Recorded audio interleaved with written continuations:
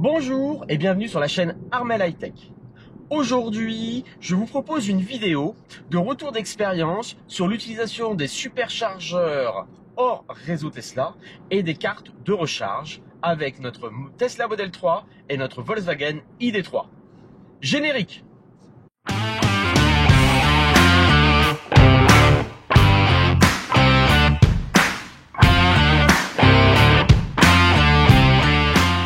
Bonjour, aujourd'hui on se retrouve à bord de notre Volkswagen ID.3 et nous allons tester ensemble une supercharge sur le superchargeur Total de Guidel.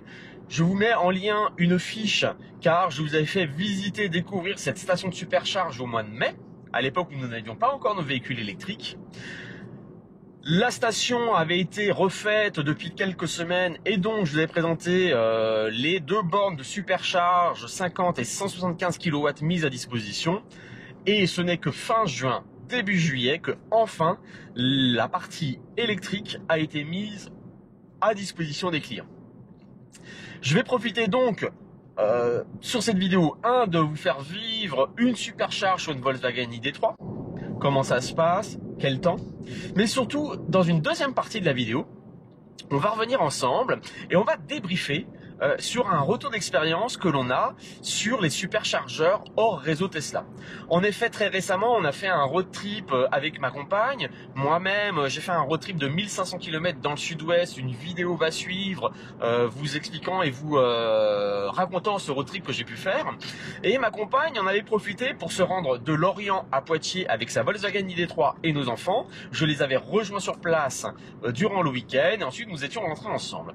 Durant ces deux road trips, ma compagne a pu tester deux fois des superchargeurs Ionity sur l'aire de Vendée et à Poitiers au Futuroscope et un superchargeur Total au nord de Nantes. De mon côté, avec la Tesla, j'avais testé donc des superchargeurs V3. Vous pourrez voir mon retour d'expérience sur la vidéo road trip qui suivra dans les jours et les semaines qui viennent. Mais je m'étais arrêté aussi spécialement sur un superchargeur Ionity pour voir comment ça se passait sur la Tesla Model 3. À cette occasion, on a pu donc expérimenter ces superchargeurs, les vitesses de charge, mais surtout le coût des charges. Et quelle carte utiliser à quel endroit. Et c'est très très intéressant, vous le verrez dans cette deuxième partie. Ça peut même être très concurrentiel par rapport à Tesla. Oui, je parle bien de Ionity et de Total. On va regarder ça ensemble.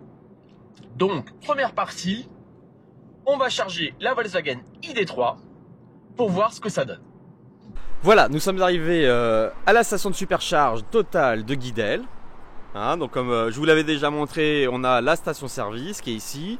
Et ici, donc, nous avons les deux bornes de supercharge Total. Donc, on est parti. On va voir ce que ça donne. Eh bien, écoutez, c'est formidable, ça ne va pas plaider en faveur de Total. Et donc j'arrive sur la borne et comme je vais vous montrer, on a un petit souci sur la borne à 175 kW. Ça serait trop bien si ça marchait le monde de l'électrique. Donc moi je me dis super, il me met, la borne est de nouveau en service. Retour à l'accueil, et j'ai beau appuyer sur l'écran, rien ne se passe. Et si on voit bien sur l'écran, on n'est pas samedi 9h34, on est plutôt dimanche, plutôt en milieu d'après-midi, et donc la borne est en bug. Et j'ai beau aller voir sur ChargeMap me met que la borne est bien disponible. Donc petit souci technique. Alors, qu'est-ce qu'on fait? Parce que moi le but était de comparer le comportement sur deux bornes à 75 kW. Bon, à côté, j'ai la borne 50 kW qui est disponible. Bon, on va changer de plan et on va comparer. On va rebondir, comme on dit. Je vais charger la voiture sur la borne 50 kW. Je vais injecter 34 kW. On va voir déjà le temps qui passe. Et je viens de vérifier sur ChargePrice. Et finalement, sur la borne à 50 kW, ce n'est pas la carte Shell qui est la plus pertinente, c'est la carte ChargePoint. Ça tombe bien, je l'ai. Donc, je bouge la voiture tout de suite. Je me mets sur la borne 50 kW. On va tester le superchargeur. Et puis, on va faire des comparaisons derrière. Allez, à tout de suite.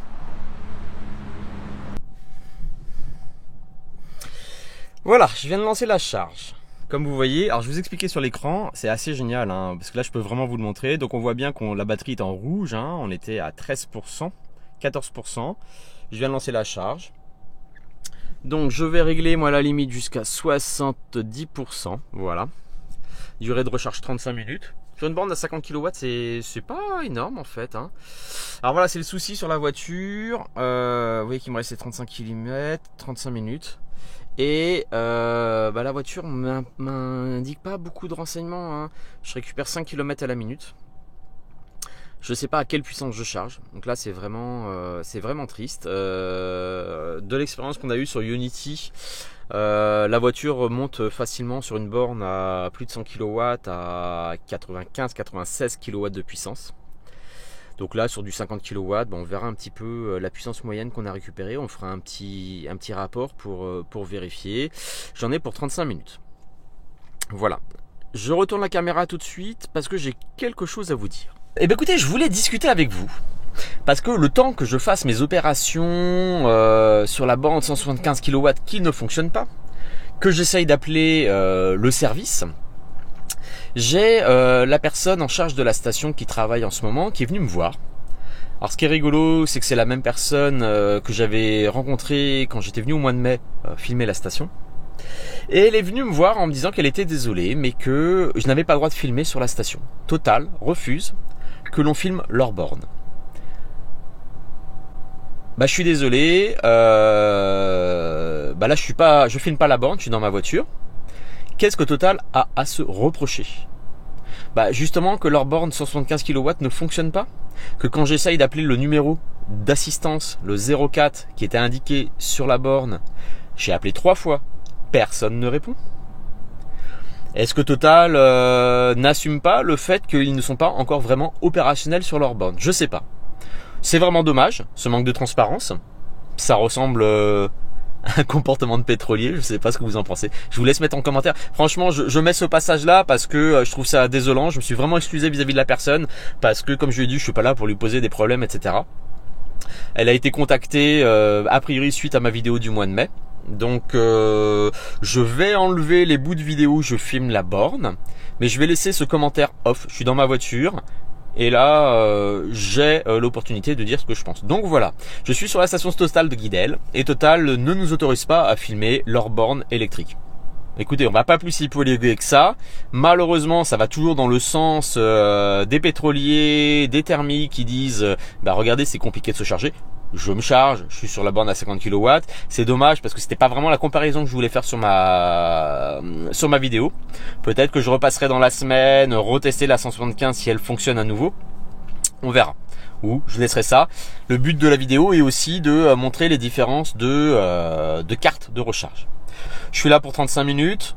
On va récupérer à peu près 34 kW et puis on va pouvoir comparer temps passé, puissance délivrée, coût. Qu'est-ce qui est le plus efficace? Notamment, ça peut être intéressant finalement cet essai, se dire est-ce qu'une borne 175 kW versus une borne 50 kW sur une voiture dont le chargeur est limité et bridé à 100 kW. Je peux penser aussi notamment au Kia Niro, à la Hyundai Icona où eux leurs chargeurs sont limités à 77 kW. Est-ce que c'est forcément intéressant d'aller se brancher sur une borne à plus de 100 kW de puissance? Voilà, écoutez, on va rebondir. Le message est passé à Total. Soyez plus transparents, je vois pas à quoi ça sert. On est plutôt là, nous, pour favoriser et conseiller les gens pour leur voiture électrique. Total, vous êtes parti dans le multi-énergie, dans l'électrique, vous avez un plan de déploiement et c'est très bien. Continuez. Allez, on se retrouve tout de suite. Je vais aller prendre un petit café quand même. Et puis on se retrouve sur la fin de la charge. Comme vous voyez, on est arrivé à 68%, c'est ce que j'avais validé sur Charge Price pour la quantité 1, je voulais récupérer 34 kWh à peu près. Donc on va stopper la charge, je vais débrancher la voiture et on se retrouve tout de suite. On a fini la charge, donc on verra ensemble, on va débriefer sur le temps de charge, quand j'aurai récupéré les données de main de l'application, savoir combien ça a coûté. Et ensuite on va pouvoir faire la comparaison. Donc on va, comme je vous disais, on va revoir un petit peu le thème de la vidéo. Donc comparer les charges Unity qu'on a pu faire sur l'ID3 et sur la Tesla Model 3 avec des cartes de paiement différentes. Et comparer en total 175 kW avec la carte WeCharge de Volkswagen. Et ici donc 50 kW avec la carte ChargePoint au final. Voilà, bah écoutez, on se retrouve tout de suite, je reprends la route et puis on débriefe tout ça ensemble. Donc dans cette deuxième partie, on va débriefer ensemble du coût de nos recharges et que ce soit chez Ionity et chez Total et des cartes qu'on a utilisées. Donc comme vous voyez ici, donc nous on a récupéré la carte WeCharge de chez Volkswagen. On a pris l'abonnement WeCharge Go qui nous permet de bénéficier d'un tarif de 55 centimes de la minute contre 79 centimes sur le prix public Ionity et sans abonnement car nous possédons un modèle ID compatible avec la recharge rapide. Donc pas d'abonnement, carte gratuite et ça ramène le prix à 55 centimes, donc on a pris cette carte. Autant ne pas s'en priver. Hein. Donc chez Ionity, donc madame a fait une première recharge le 2 juillet. 30,81 kW sur l'aire de Vendée, 28 minutes pour 15,40 €. Et le 4 juillet à Poitiers, 32 minutes, 34,52 kWh pour un coût de 18,09 €. De mon côté, avec la Tesla Model 3 sur le road trip 1500 km que j'ai fait, j'ai pu tester un chargeur Ionity. J'ai fait une charge de 16 à 48%.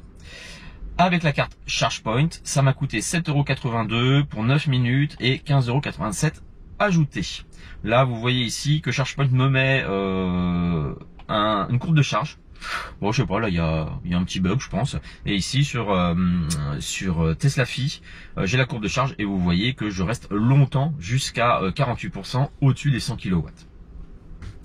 Donc si on fait le comparatif avec la carte WeCharge, donc l'ID3 chez Ionity, première charge, on est sur un prix du kilowattheure de 52 centimes. La deuxième charge qui a été faite, on est sur un coût de 50 centimes du kilowattheure.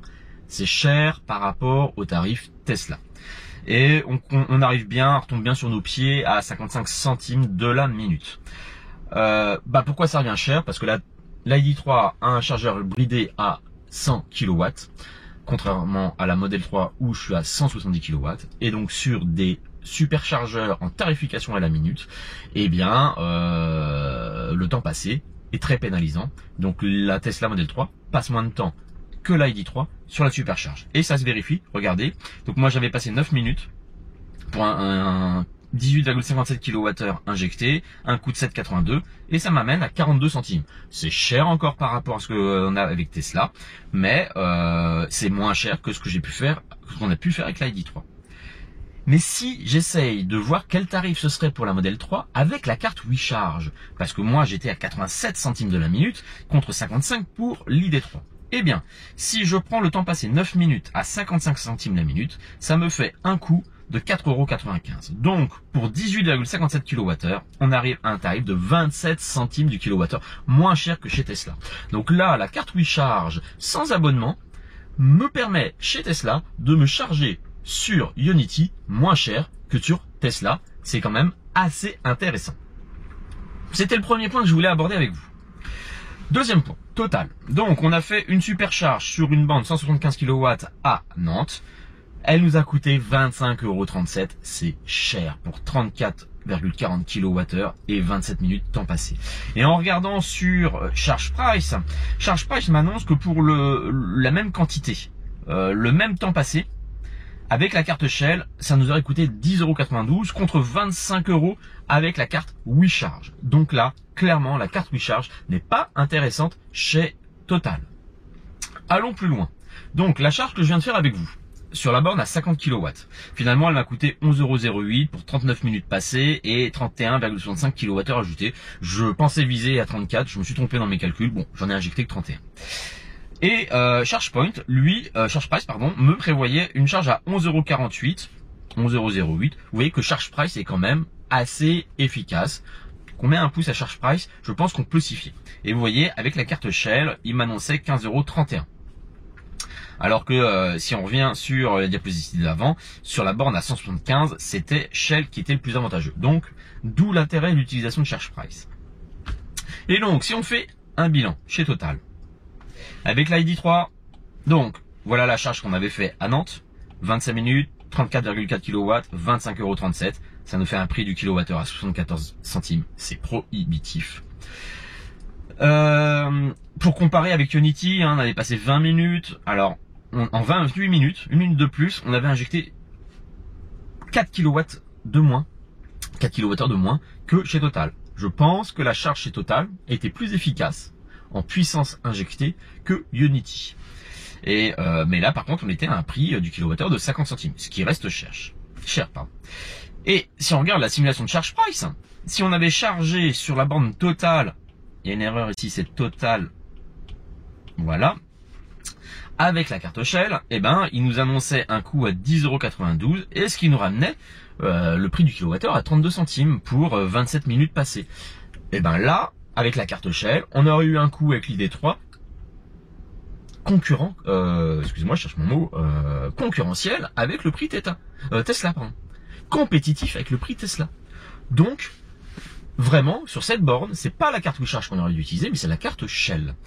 Et si je regarde en comparaison, donc avec la borne à 50 kW, ChargePoint, 39 minutes, 31,65 kWh pour un coût de 11,05 €, je suis à 35 centimes du kilomètre. Donc, si vous n'êtes pas pressé, que la borne à 175 kW est occupée, eh ben, la borne à 50 centimes est une option. Si vous vous dites, tiens, bah oui, je vais aller manger à côté, j'en ai pour une bonne demi-heure, pour être tranquille, etc. Ça peut être aussi une solution de se charger sur la borne 50, mais on voit qu'on y passe plus de temps, mais le tarif est plus bas. Voilà. En conclusion, tout ça pour vous démontrer que, avec la bonne carte, aujourd'hui, et Ionity et Total peuvent être compétitifs par rapport aux tarifs superchargeurs Tesla. Ça, c'est le premier point.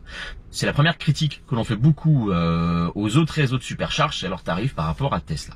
Tesla, on est entre 30 et 36, 37 centimes maintenant, et vous voyez qu'on est capable d'avoir du 32, 34, 35 centimes chez Ionity ou chez Tesla avec la bonne carte.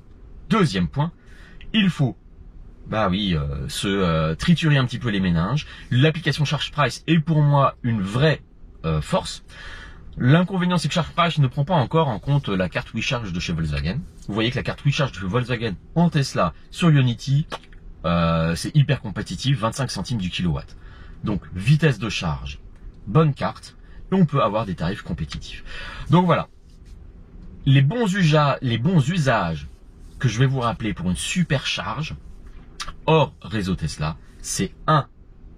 Il faut y passer le minimum de temps. Donc, il faut arriver avec une batterie entre 15 et 20% et partir 70-75%. Après, le temps passé est long et la charge va nous coûter très cher. 2. Avoir la bonne carte. Regardez votre trajet avant.